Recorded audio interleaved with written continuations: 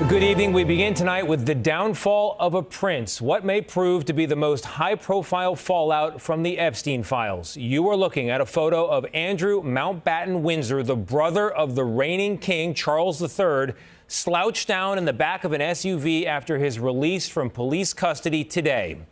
The man formerly known as Prince Andrew was arrested this morning in a raid on his cottage on the King's estate in Norfolk.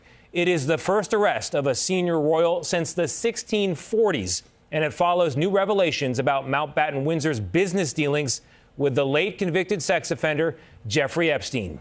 He has previously denied all wrongdoing, and yet here we are. Imtiaz Tyab has more on what led to this extraordinary arrest. Imtiaz, good evening.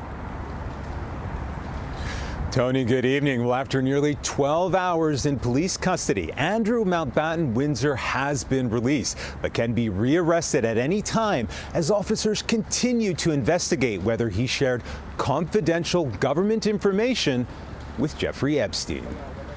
The image is stark. A former prince after being questioned by police and released, but not cleared. Andrew Mountbatten-Windsor was arrested earlier today after 6 unmarked police vehicles arrived at Sandringham, a private estate owned by his brother, King Charles. Their arrival was quiet, but the rupture in the monarchy's long-managed distance from the law was heard around the world after officers crossed one of the most protected thresholds in Britain. In a brief statement, police confirmed the arrest of a man in his 60s on suspicion of misconduct in public office, and that some searches were ongoing.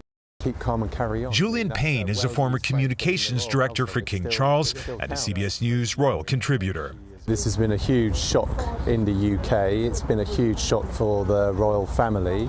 But as you've seen in the statement that the King made today, his view is clear. No one is above the law. What's your reaction to your brother's arrest? Just hours after his brother's arrest on suspicion of misconduct in public office, King Charles carried on with a scheduled appearance, despite being asked about the arrest. But the King did release a rare personal statement saying he viewed the matter with the deepest concern and that the law must take its course. Buckingham Palace has said neither the King nor the Palace was informed in advance, though the British government has said it was. Andrew Mountbatten-Windsor has been shadowed by the Epstein scandal for years, worsened by this disastrous 2019 BBC interview. I have no recollection of ever meeting this lady. He later paid an apparent multi-million-dollar settlement with accuser Virginia Jeffrey and lost all of his royal titles.